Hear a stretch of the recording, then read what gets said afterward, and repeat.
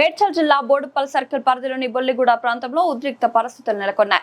భూ పోరాట కార్యక్రమంలో పాల్గొనేందుకు వచ్చిన తెలంగాణ రక్షణ సేన అధ్యక్షురాలు ఎమ్మెల్సీ కల్వకుంట్ల కవితను పోలీసులు అడ్డుకొని అదుపులోకి తీసుకుని కీసర పిఎస్ కి తరలించినట్టు తెలుస్తోంది. కవిత అరెస్ట్ అనంతరం తెలంగాణ రక్షణ సేన ప్రతినిధులు, తెలంగాణ ఉద్యమకారులు ఆందోళనకు దిగగా ప్రాంతంలో ఉద్రిక్త వాతావరణం నెలకొంది.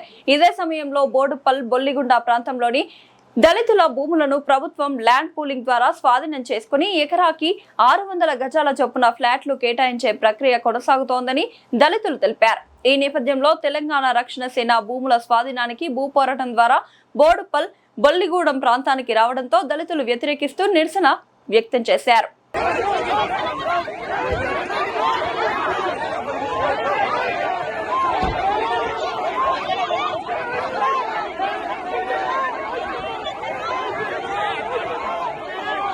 Justice! Justice!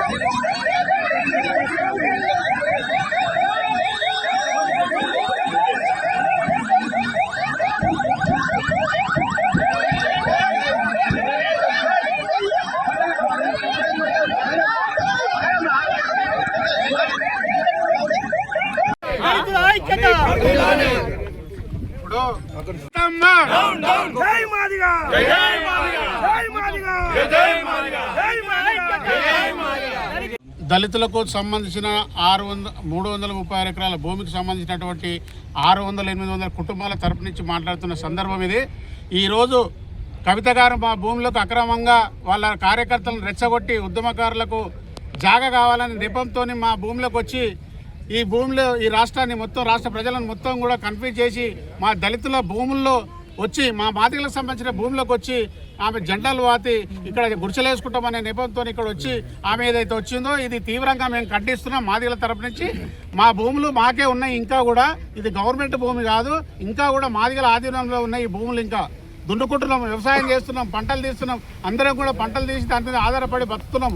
అయితే విషయం ఏంటంటే మేము కూడా తెలంగాణ ఉద్యమకారులమే, మేము తెలంగాణ ఉద్యమంలో పాల్గొన్న వాళ్ళమే. తెలంగాణకు రావడానికి మా శాయశక్తిలా కష్టపడి మేము కూడా చాలా కష్టపడి జైల్లో పోయిన మనుషులమే. మేము కూడా ఉద్యమకారులకు నిజమైన ఆ భూములు కావాలంటే ఏదైతే గవర్నమెంట్ ఈ రాష్ట్రంలో ఉన్నటువంటి భూమి ఏదైతే ఉందో ఆ భూములలో పోయి ఇప్పించుకోమని చెప్పండి కవితమ్మ గారికి. అయితే కవితమ్మ గారికి ఒక విషయం ఏంటంటే తెలియకపోవచ్చు, ఈ భూమి ఇంకా మాదిగల ఆధీనంలో ఉంది, ఇది గవర్నమెంట్ ఆధీనం జరగలేదు, ఇంకా మాదిగలకు పుట్టగొట్టద్దు. కవితమ్మ గారు మిమ్మల్ని హెచ్చరిస్తున్నాం, మాదిగల తరపు నుంచి హెచ్చరిస్తున్నాం. మీరు మాదిగలకు ద్రోహం చేయాలని తలబెడితే మాదిగల భూములకు వచ్చి గుడిసెలేసి జెండాలు వాతి ఏదో గుళ్ళు కట్టి ఏదో ఆల్చాలు చేసుకుంటామంటే కుదరదు. ఇది మాదిగలకు సంబంధించిన భూమి. వీళ్ళకి మాకు అన్యాయం చేస్తే నువ్వు మాదిగలతో పెట్టుకుంటే ఈ రాష్ట్రంలో ఏ మాదిగలు కూడా నిన్ను ఉట్టినే వదిలిపెట్టరు. ప్రతి గ్రామంలో మాదిగలు మిమ్మల్ని తరిమి కొట్టే పరిస్థితి తెచ్చుకోకండి హెచ్చరిస్తూ ఉన్నాం మేము.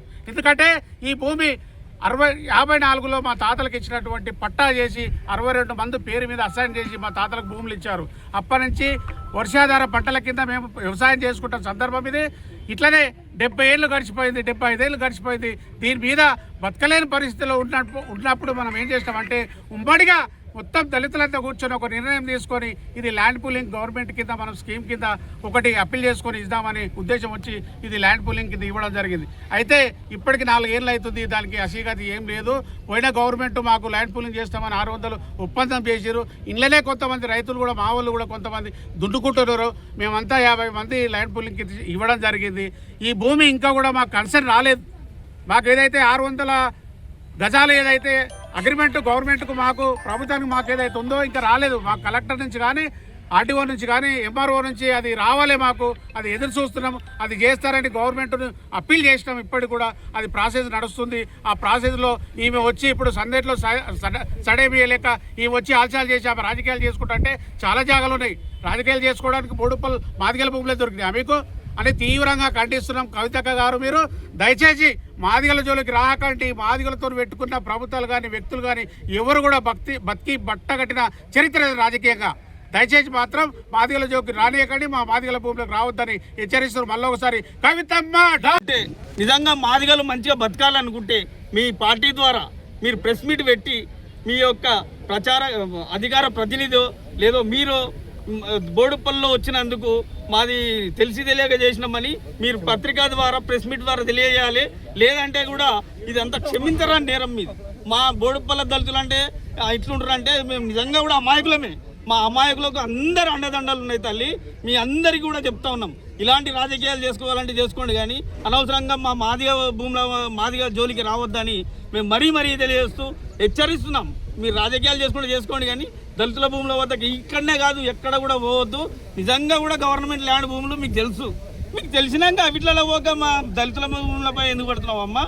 మరోసారి ఇలాంటి జరగకుండా ఉండాలని మీకు ఈ ప్రెస్ మీట్ ద్వారా హెచ్చరిస్తున్నాను. కవిత గారికి ఈ యొక్క మీడియా ద్వారా మీకు తెలియజేస్తున్నాము. కవిత గారు మీరంటే మాకు వ్యక్తిగతంగా గౌరవమే ఉండొచ్చు, కానీ అనవసరంగా మా యొక్క ఈ పొలంలో మేము నిరుపేదలమైన మాదిగలం. మా యొక్క మాదిగ పొలంలో మేము ఏదో వర్షాధార పంటలు పండించుకొని వ్యవసాయం చేస్తున్న క్రమంలో వర్షాలు లేక మేము ఏదో డెవలప్ అవుతుంది, ప్రభుత్వం చేపట్టిన ల్యాండ్ పూలింగ్ అనే అంశం మాకు నచ్చి మా యొక్క కుటుంబాలన్నీ కూడా ల్యాండ్ పూలింగ్ అంశానికి ఆకర్షితులమై మేము ప్రభుత్వానికి ల్యాండ్ పూలింగ్ ఇస్తామని ఒప్పందం మాత్రమే చేసుకున్నాము.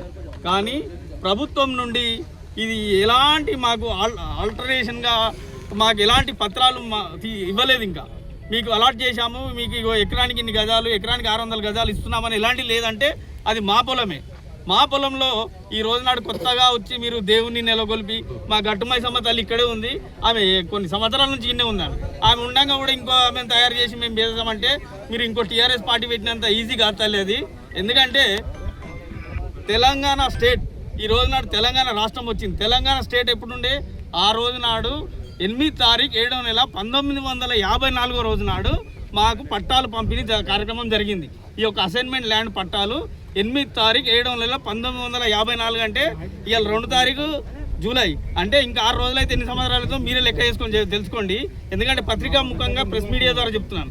అలాంటి ఇన్ని సంవత్సరాలు ఉన్న మేము ఈ యొక్క ల్యాండ్ ఈ రోజే గవర్నమెంట్ అయింది, రేపే మేము ఉద్యమకారులకు ఇస్తామంటే జై తెలంగాణ ఉద్యమం స్వర్గీయ ఇంద్రారెడ్డి గారు ఎప్పుడు చేశారండి?